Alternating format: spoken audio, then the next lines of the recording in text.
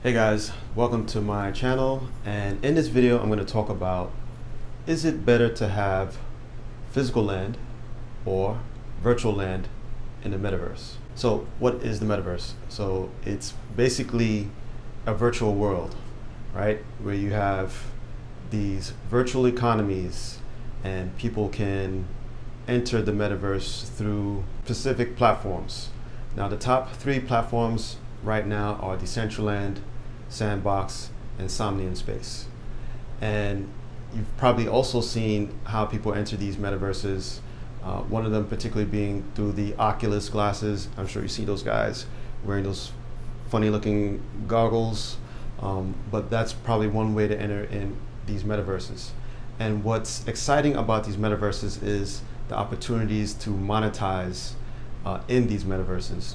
So you're seeing a rush of people, organizations, corporations buying virtual land in the metaverse because they're speculating that once this thing gets to a particular mass adoption, 5-10 years from now, they'll be primed and ready to start monetizing. But is that a good thing? Is it better to buy in the metaverse, or is it better to buy physical land?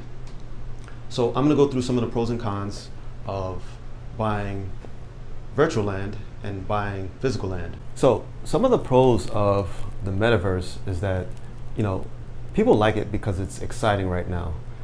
As we get more crypto adoption, and some of these metaverses play into crypto because there are currencies in these metaverses that are used to interact and engage in these worlds. People see tons of opportunities here. Now, before COVID, we were a society that traveled a lot, taking planes. We're going to different areas of the world. We're commuting to and from work. We were a very transit-based society, moving around a lot.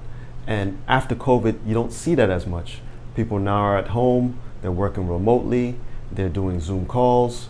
And that's kind of where the metaverse plays in right now, because people are at home and they want to communicate and engage through these virtual worlds. So some of the opportunities are monetization, monetizing in these virtual worlds with these currencies in these metaverses.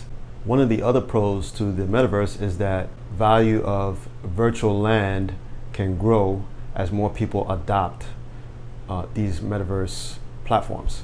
So if you buy virtual land in the metaverse, more people come into these metaverses. Depending on which metaverse platform you're on, you can see your virtual land rise in value. Now, some of the cons to this is that it's all speculative, right?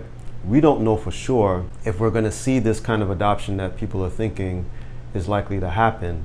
The other thing also is that there's a lot of metaverses right now. I mean, there's about 10 or so that I know of, but the top 5 are Decentraland, Sandbox, and Somnium Space.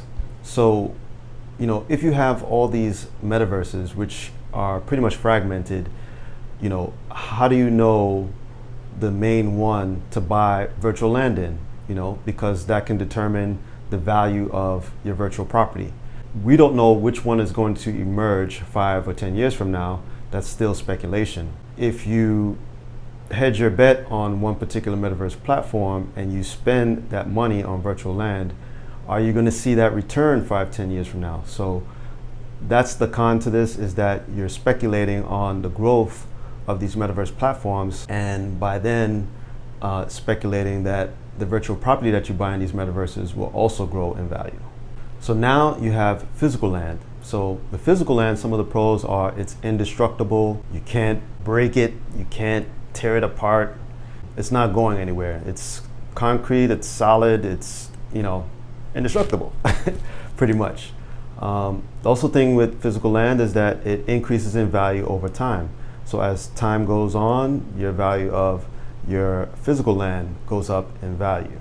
Also with physical land, you have multiple uses for the land.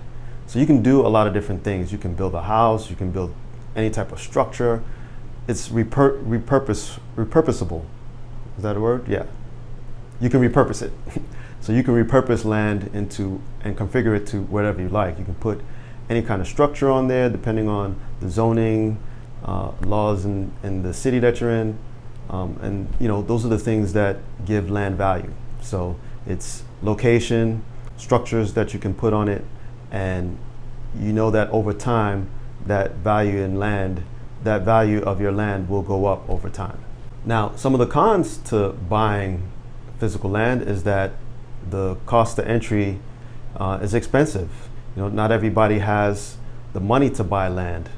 And if you live in places like Florida, you notice that land is becoming more and more expensive because we have housing shortages and developers are looking for land to build more homes on. So that makes land very expensive, and you may not have money to buy land, or at least to enter into that playing field. The other thing is that it's not turnkey. So when you buy land, you have to do something with it. Are you going to build on it? What is the purpose of the land? Are you just going to let it sit and pay the taxes? Because at that point, it's not earning you any income and you're not generating any revenue. So at that point, it can become an expense if you're paying taxes on it and you're not doing anything with the land. The other thing is, if you do build on physical land, the cost for materials are pretty expensive right now. So we have a lot of high inflation. We have the supply chain that's backed up for at least another year and a half.